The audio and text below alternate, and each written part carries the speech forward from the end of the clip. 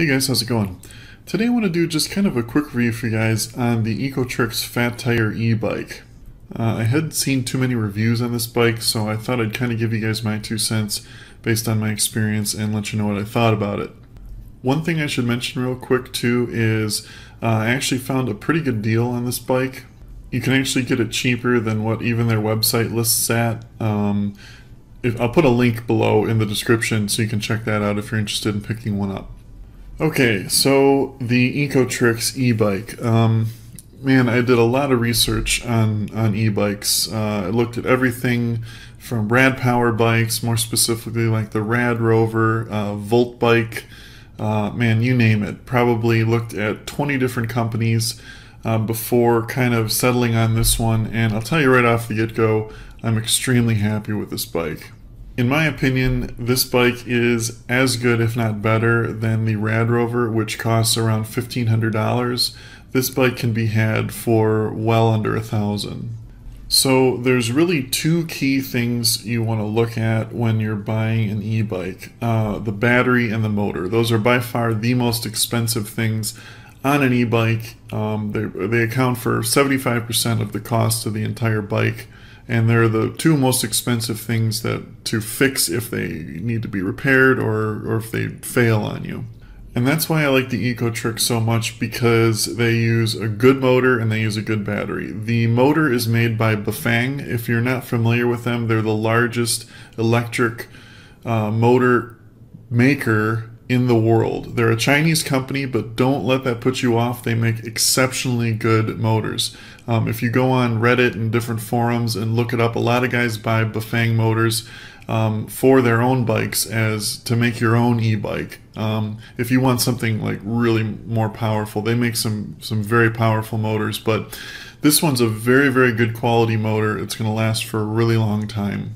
The battery it took me a while to find out actually what the cells were in the battery, but after doing a lot of digging, they're actually Panasonic cells, which is really good. Those are the ones, they're not the same exact cells that Tesla uses in their cars, but they are Panasonic cells, which is the same brand, same style of battery that Tesla uses in their cars. So they're very, very good motor, very good batteries. That alone surprised me. I really didn't expect that kind of quality in a bike this cheap. In my opinion, this bike should be priced about the same price as the Rad Rover. It's almost identical in specs and quality. Now the frame you don't have to worry about. I mean, frames, the way they're welded now, they're not going to break on you. Believe me, they're not. This one's exceptionally solid, surprisingly rigid in a good way. Now, there is no suspension on this bike, but don't let that put you off. Because it's a fat tire bike. Most fat tire bikes, even if you look into the higher end ones like by Specialized and stuff, I'm talking normal bikes, don't have suspensions because the fat tires themselves are the suspension. And this one's no exception. It's a very cushy ride. I wouldn't want a suspension on this bike, to be honest with you. It uses a Shimano drivetrain, nothing fancy, but not bad. At least it is a name brand Shimano one. I mean, it's a lot better than a cheap knockoff style one. So it is a legit Shimano system. Mechanical disc brakes, which stop exceptionally fast, very, very well. And they do have cutoffs on them, which is really nice. I didn't think they would initially have that for a bike of this price. But what that means is when you pull the brake, it disengages the motor. So you're not like fighting the motor if you accidentally forget to lay off the throttle or something like that. When you brake, it's not going to fight the motor to stop the thing, so you can stop a lot quicker, which is important because these bikes can go really fast. And I guess I'll get to that now. 500 watt motor, 36 volt battery, 12 amp hours. What does that all mean? Well, let me put it this way. I'm about 240 pounds, and this bike will pin me at 20 miles per hour, which is the top rated speed for this bike. Now, I should mention too, you can actually up that to 25. I won't get into that on this video, but if you do a little bit of research, it's really easy. You just hold two buttons down, get into the settings menu, and up the max speed by 5 miles an hour, and it'll do 25. And it will do that no problem. Like I said, I'm a big guy, 240 pounds. This thing will pull hard acceleration wise and get up to 20 miles an hour really fast.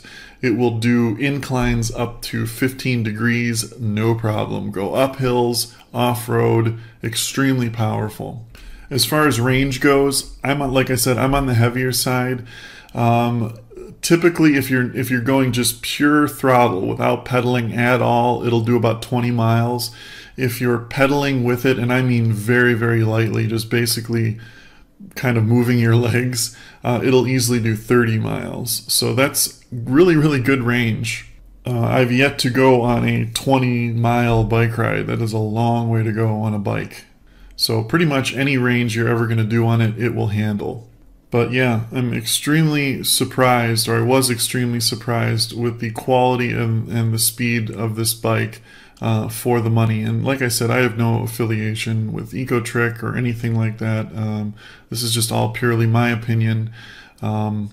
Yeah, so anyway, highly recommend this bike. Remember, you can get it cheaper than on their website if you use the link below, which I will leave in the description. Anyway, guys, thanks for watching. If you have one, leave a comment. Let me know what you think about it. I'd be happy to hear, or if you have any questions on it too, I'd be happy to answer those for you if you leave them in the comments below. Thanks for watching, guys, and have a great day.